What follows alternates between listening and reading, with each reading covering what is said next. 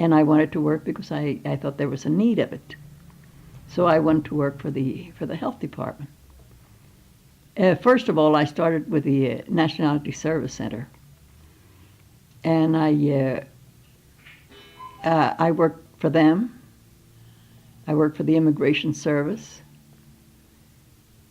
and then I was freelancing at the time. So they called me from New Jersey to go on a case there, and it was a murder case, and that soured me on freelancing. But in the meantime, I had been doing a pilot project for the Friends Guild and the Sisterhood of Rodolphe Schaume on how they could use an interpreter with the city's child health conferences. And I was the interpreter for that project. It was a pilot project that lasted 2 years, I believe. And when it was over, the doctors that I had worked with invited me to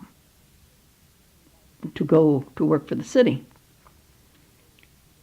So since they had no classifications for the health department as interpreters, they had no classifications at any of the agencies at that time. I went in as a clerk. I took a clerk test, and I started to work at Fifth and Girard with the understanding that they would make the classification, and then I would take the test as an interpreter.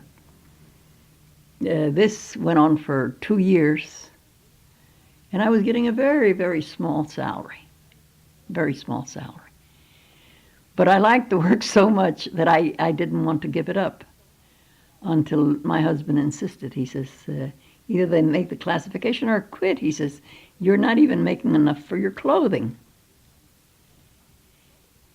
So I told them about it, and they made the classification.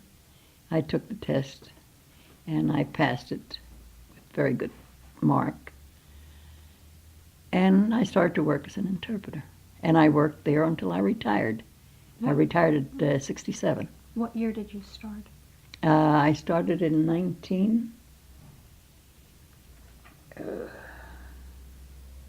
well, I worked 20 in all with the one that I worked as a pilot project and all those others. I worked 25 years. I think I worked 16 years as a professional interpreter.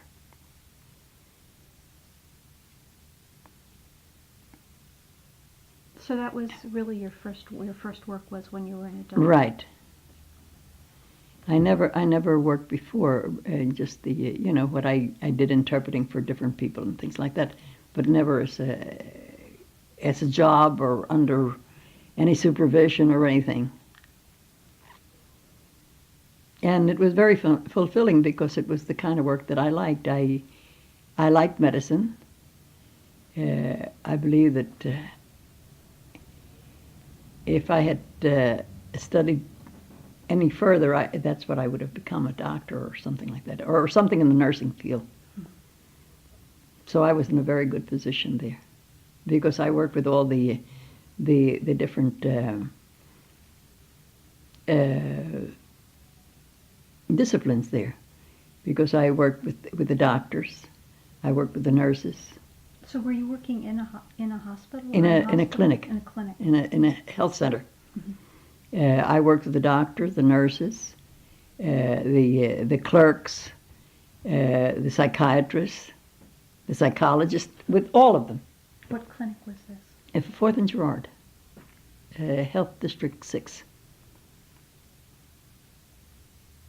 You must have known a lot of what was going on in that area.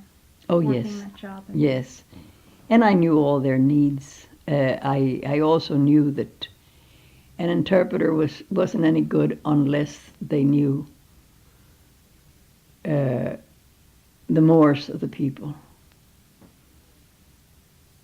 why they did things. It wasn't only interpreting language, it was interpreting culture. And that helped a lot because I did some studying on the Puerto Rican culture, which is very similar to all the ones that are Latin Americans, because they have the culture of the Spanish people.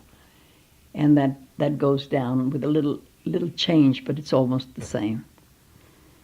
And that helped me a lot to help them. What kinds of things did you have to interpret? I mean, in terms of cultural. A woman would come in, and her baby was sick. Naturally, the doctor, the nurse, all the people involved, their first thing was say, take this child to the hospital. Get the kid taken care of now. And she would say, well, I can't. I have to wait for my husband. And they would feel terrible against her. They would think that she was a monster because she had to wait for her husband. And this was not the woman's fault. This was her cultural fault.